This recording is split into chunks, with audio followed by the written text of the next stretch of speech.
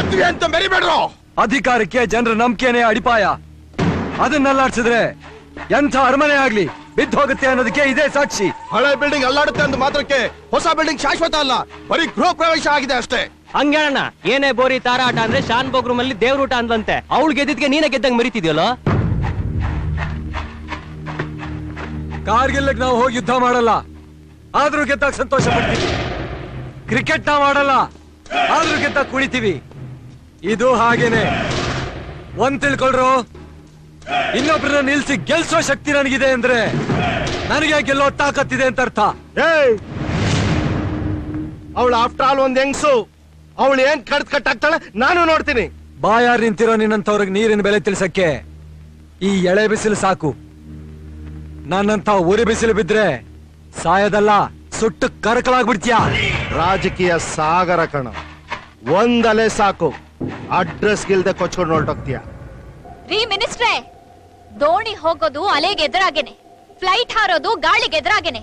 ನನ್ ಹೀರೋ ಜೊತೆಗ್ ನಿಂತ್ರೆ ಸಪೋರ್ಟರ್, ಎದುರಿಗೆ ನಿಂತ್ರೆ ಲೀಡರ್.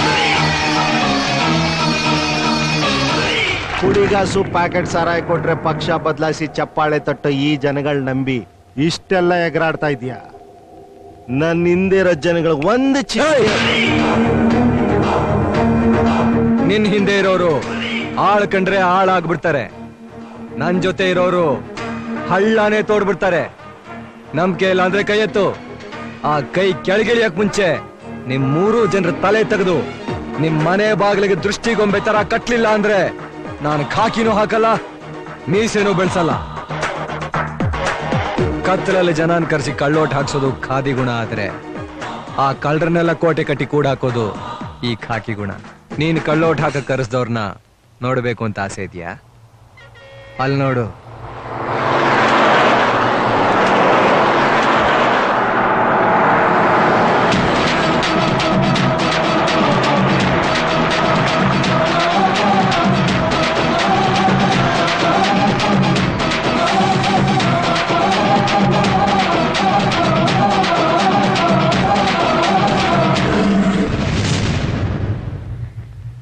ನಿಮ್ಗಳಿಗೆಲ್ಲ ಬುದ್ಧಿ ಇದೆಯಾ?